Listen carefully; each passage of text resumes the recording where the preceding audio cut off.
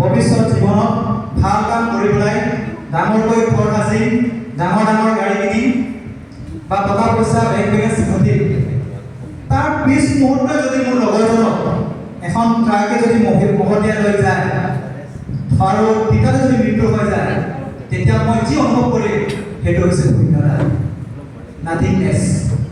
সেইটোকে ক'ব বিচাৰিছিলে পেট্ৰিক নিটছে যে আমাৰ যিবোৰ সপোনবোৰ আমি ডাঙৰ ডাঙৰকৈ ভাবি থাকোঁ সেইবোৰ ক্ষণমাত্ৰৰ সমাপ্তি মাত্ৰ, আমি যিটো গমেই নাপাওঁ পিছত গৈ পেলাই। গতিকে তেনেধৰণৰ চিন্তাধাৰণা যে আমি আমাৰ অসমৰ ক্ৰীড়া নামবোৰ জুবিন গাৰ্গদেৱৰ চিন্তা আমি দেখিবলৈ পাওঁ।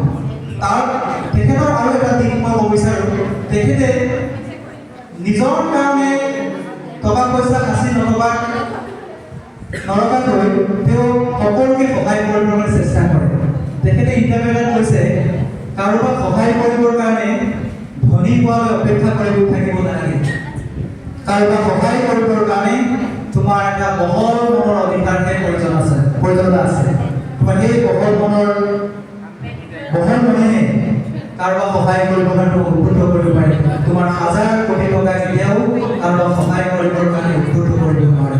গতিকে যে সমাজক তেওঁ ইমানেই সহায় কৰিছিলে আৰ্থজনক সেইটো আমি গণনা কৰি কেতিয়াও শেষ কৰিব নোৱাৰোঁ। গতিকে তেখেতৰ যি মানৱতাৰ দিশ সেইটো সঁচাকৈ অনুকৰণীয়।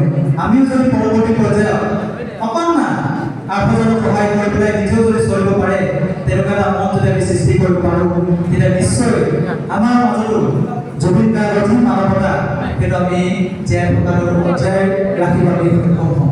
গতিকে জুবিন গাৰ্গ ডাঙৰীয়াই আমাক ৩০-৪০ বছৰ জ্ঞানৰ যোগেদি আমাক যি দিলে সেইটো দিলে, কিন্তু আমি ৩০০-৪০০ বছৰ আগলৈকে জীয়াই ৰখাৰ মূল দায়িত্বটো আমাৰ।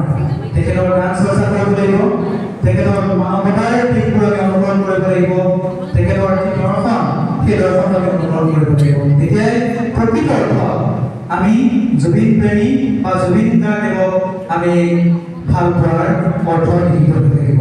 ইয়াকে কৈ মোৰ সম্পূৰ্ণ